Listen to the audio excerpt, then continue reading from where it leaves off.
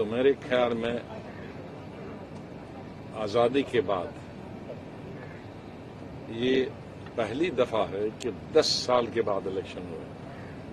اس سے پہلے لمبا سمے جب تھا وہ گورنر رول ہوا تھا 1990 میں، اور 6.5 سال کے بعد الیکشن ہوئے تھے 96 میں سمر میں. تو 6.5 سال لمبا سمے تھا، لیکن اس سال یہ اس دفعہ 10 سال کے بعد ہو رہے ہیں. تو پورا دیش، پورا میڈیا، اور میڈیا سے زیادہ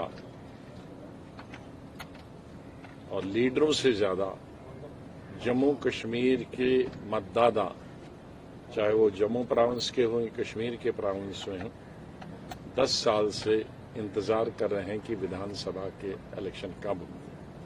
ہم ان الیکشنوں کا سواگت کرتے ہیں، چاہے دیر سے ہوئے، ابھی تو ہو گئے. الیکشن کمیشن کا، گورنمنٹ کا، سب کا بہت بہت شکریہ. اور ہمیں پوری آشا ہے کہ الیکشن فری اور فیئر ہوں گے.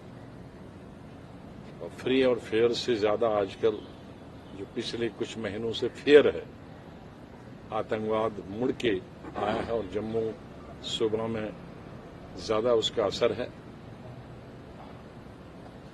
تو فری اور فیئر الیکشن کے ساتھ ساتھ ہمیں پوری آشا ہے کہ سیکیورٹی کا بندوبست، ووٹرز کا، لیڈرز کا، الیکشن لڑنے والے لوگوں کا، کمپین کرنے والے لوگوں کے پوری سرکشا کا دھیان رکھا جائے. جس طرح کہ پارلیمنٹ میں الیکشن بہت اچھے ہوئے پورے دیش میں اور جموں کشمیر میں بھی.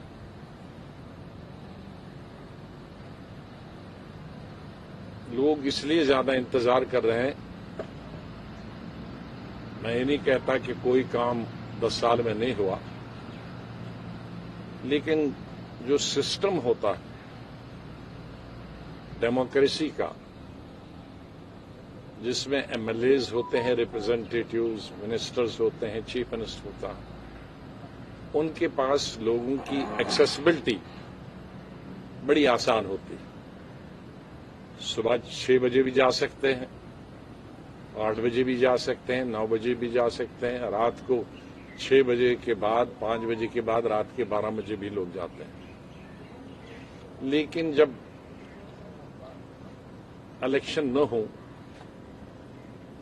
اور آفیسرز کا رول ہو، تو آفیسر رول کتنا بھی محنتی ہو تو وہ 10 سے 5 تک ختم ہو جاتا ہے. تو آدھا کام ہوتا ہے دن، اور جس کی وجہ سے ڈھیر سارے ہزاروں کام جو لوگوں کے چھوٹے موٹے ہوتے ہیں، اسٹیٹ گورنر لیول کا کام ہے، بڑی سڑک بن گئی، کوئی بجلی کا پروجیکٹ بن گیا، لیکن کنیکشن ہے کہ نہیں یہ ایم ایل اے تک دیکھتا. اسکول میں ٹیچر ہے کہ نہیں یہ ایم ایل اے کی شکایت اور ایم ایل اے منسٹر کے دھیان میں لاتا ہے. ہاسپٹل تو بنا ہے لیکن اس میں ڈاکٹر ہے کہ نہیں. مجھے معلوم ہے کئی جگہ جہاں 20 ڈاکٹر تھے ہاسپٹل میں، اب ایک ڈاکٹر 5 6 سال سے. لیکن کیونکہ کوئی سننے والا نہیں ہے یا ان دور دراز علاقوں میں کوئی پہنچنے والا نہیں ہے، اس کا سمادھان نکالنے والا کوئی نہیں. اس لیے لوگوں کو جو 10 سال سے تکلیف ہوئی ہے وہ دور ہو جائے گی اس الیکشن کے بعد. اور ایک الیکشن کمیشن نے ایک اچھا کام کیا ہے کہ پہلے جو 8 فیزز ہوتے تھے اور 2-3 مہینے چلتا تھا الیکشن، کمپین کرنے والے بھی اور لیڈرز بھی تب تک کے چور ہو جاتے تھے، اس الیکشن کا فائدہ ہی نہیں ہوتا تھا. اب اس کو بہت گھٹا کے 1/3 تقریباً سمے میں ختم کر دیا. تو یہی ہمیں بہت خوشی ہے. سوال یہ نہیں ہے کہ کون پارٹی حکومت بناتا ہے، کون سیٹیں کتنی لڑتا ہے، یہ اتنا ضروری نہیں ہے. اس وقت ضروری جو 10 سال کے بعد ہے، یہ زیادہ ضروری ہے کہ لوگوں کو اپنی مرضی سے اپنا پرتیندھی، اپنا نمائندہ چننے کا اوسر ملا ہے، تاکہ یہ نہیں کہیں گے کہ دلی سے اس کو بٹھایا، اس سے بٹھایا. جو بھی بیٹھے گا تو وہ لوگوں کی مرضی سے بیٹھے. اب یہ لوگوں पर है कि वो किस तरह के नुमाइंदे चुने, काम करने वाले नुमाइंदे चुने या जिनको काम में कोई रुचि नहीं है या पब्लिक में रुचि नहीं है, दिलचस्पी नहीं है, उनको चुने।